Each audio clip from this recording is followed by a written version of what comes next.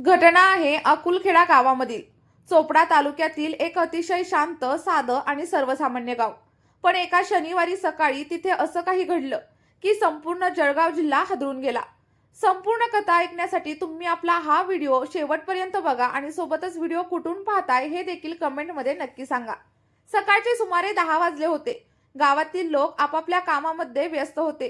कुणी शेतात गेले होते, कुणी बाजारात, तर काही जण घरामधील कामात. हॉटेलच्या मागील प्लॉट भागात जगदीश पाटील यांचं साधंसं घर होतं.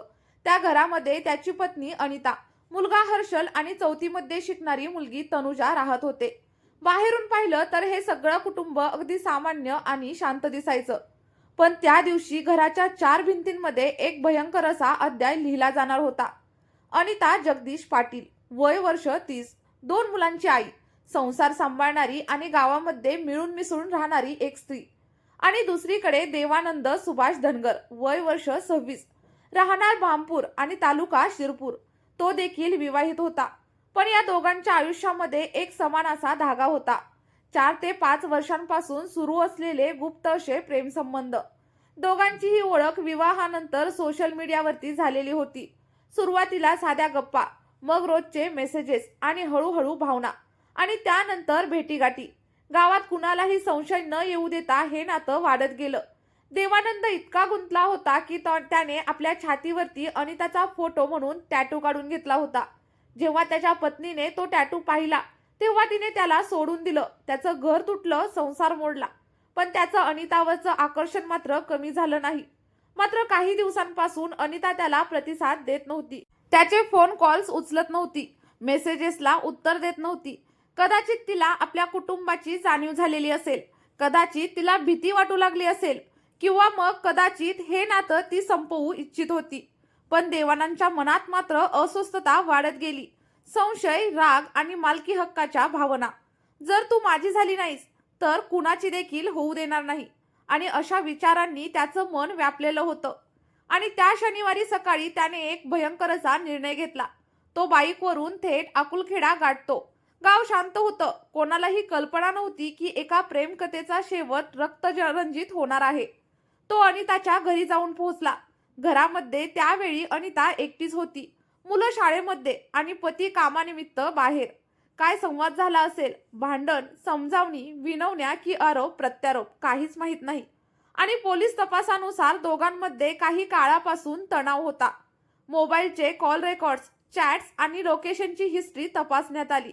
आणि त्या सगळ्यामधून हे स्पष्ट झालं की त्या दोघांचे प्रेमसंबंध बिघडलेले होते. आणि अचानकच देवानंदने गावठी कट्टा काढला. अगदी जवळून अनिताच्या डोक्यामध्ये गोळी झाडली. ती जागीच कोसळली. रक्ताच्या थारोळ्यामध्ये पडलेली 2 मुलांची ती आई. आणि त्यानंतर त्याने स्वतःवरती देखील गोळी झाडली. आणि काही क्षणांमध्येच दोघांचं आयुष्य कायमचं संपलं. आणि आश्चर्याची बाब म्हणजे समोर इंग्लिश मीडियम स्कूल होतं, पण कोणालाही गोळीचा आवाज ऐकू आलाच नाही. शेजाऱ्यांना देखील काहीच समजलं नाही. सगळं काही इतक्या शांतपणे घडलं की जणू काही मृत्यूने पावलांचे आवाज देखील दाबून टाकलेले होते. दुपारी अनिताची 4थीमध्ये शिकणारी मुलगी तनुजा शाळेमधून घरी आली. तिने दरवाजा उघडला आणि तिच्या डोळ्यासमोरचं दृश्य पाहून ती अगदी थिजून गेली. आई रक्तामध्ये माखलेली आणि बाजूलाच पडलेला देवानंद. त्या निरागस मुलीच्या किंकाळ्यांनी गाव हादरलं. लोक जमा झाले आणि त्यानंतर पोलिसांना कळवण्यात आलं. पोलिसांनी घटनास्थळी पंचनामा केला, मोबाईल जप्त केले आणि तो कट्टा ताब्यात घेतला. प्राथमिक तपासामध्ये प्रेमसंबंधांमधूनच हा खून आणि आत्महत्या झाल्याचं स्पष्ट झालं. गावामध्ये चर्चा सुरू झाली. 4 वर्षांपासून दोघांचे संबंध होते म्हणे. सोशल मीडियावरती ओळख झाली होती. त्याच्या बायकोने आधीच त्याला सोडलेलं होतं. अशा कुजबुजीने आता वातावरण भरून गेलं. मात्र या घटनेने 2 कुटुंब उद्ध्वस्त झाली. अनिताची मुलं आईविना पोरकी झाली. देवानंदचं कुटुंब तर आधीच तुटलेलं आणि आता कायमचं संपलं. या कथेमध्ये अनेक प्रश्न आहेत. प्रेम की आसक्ती, भावना की हट्ट, आणि सोशल मीडियाची जवळीक की वास्तवातील तुटलेलेपणा. आणि हे नातं सुरुवातीला फक्त गप्पांमधून सुरू झालं, ते इतक्या टोकाला कसं पोहोचलं? संवादाचा अभाव, मानसिक अस्थिरता की मग समाजाच्या भीतीने वाढलेला ताण. जर प्रेम परिपक्व नसेल तर ते विनाशकारी ठरू शकतं. आणि नात्यांमध्ये मर्यादा, जबाबदारी आणि समज असणं अत्यावश्यक असतं. मित्रांनो, या घटनेमुळे एक मोठा असा सामाजिक संदेश निर्माण झाला आहे.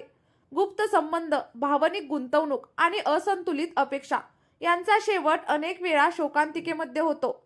आज अकुलखेडा गाव पुन्हा एकदा शांत आहे, पण त्या घराच्या भिंतीवरती अजूनही त्या दिवसाचे डाग आहेत.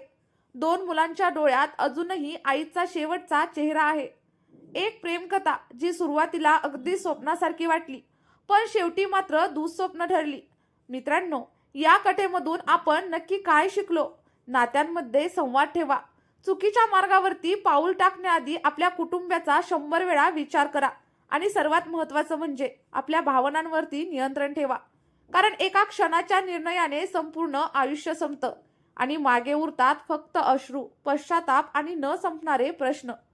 जर तुम्हाला अशा सामाजिक आणि वास्तव घटनांवरती आधारित सखोल अशा कथा पाहायला आणि ऐकायला जर आवडत असतील ना, तर आपल्या या व्हिडिओला एक लाईक करा. हा व्हिडिओ जास्तीत जास्त शेअर करा आणि चॅनलवरती नवीन असाल तर चॅनलला सबस्क्राईब करायला अजिबातच विसरू नका.